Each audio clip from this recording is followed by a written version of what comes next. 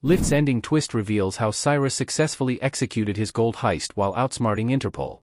Directed by F. Gary Gray, of the Fate of the Furious fame, Netflix's Lift begins with Cyrus and his team abducting N8, an artist who created a single-edition NFT.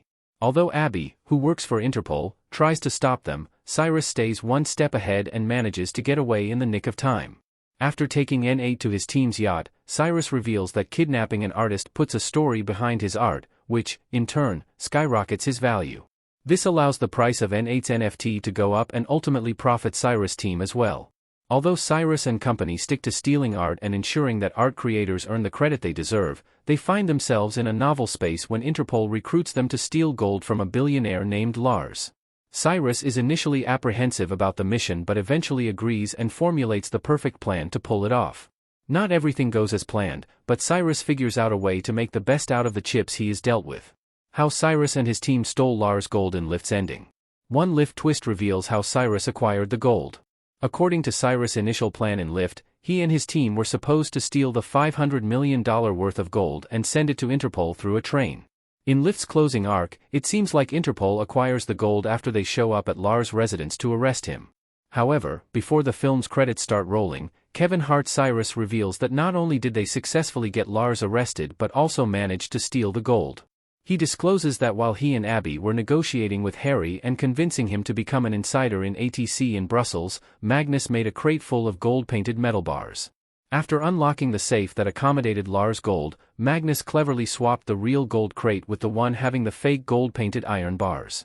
Magnus then ejected the crate containing the real gold bars off of the plane, and Luke, who Abby assumed had backed out of the mission, steered the gold to a safe location. Lift's opening arc establishes Cyrus as a Robin Hood-esque figure who steals from the rich and pays the ones who truly deserve it. By stealing from Lars and ensuring that the gold does not land in the hands of a corrupt Interpol officer like Huxley, Cyrus fulfills his goal and ensures that his team members get paid for all the risks they took during the mission. Cyrus and his team's heist plan in Lift explained. Cyrus' initial heist plan went through several last-minute changes throughout Lift.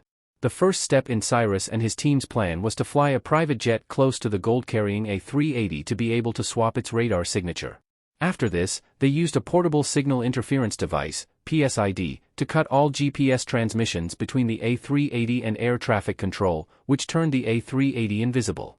They then launched a drone with a transponder carrying the A380's radar sign and sent it to Zurich. While all this was happening, one of them opened the vault on the A380 that stored Lars' gold and replaced it with fake gold-painted iron bars. After successfully making the heist, they landed in the Alps from where they were supposed to send the gold to Huxley. However, their plan in Lift took an unexpected turn when Lars' men grew suspicious.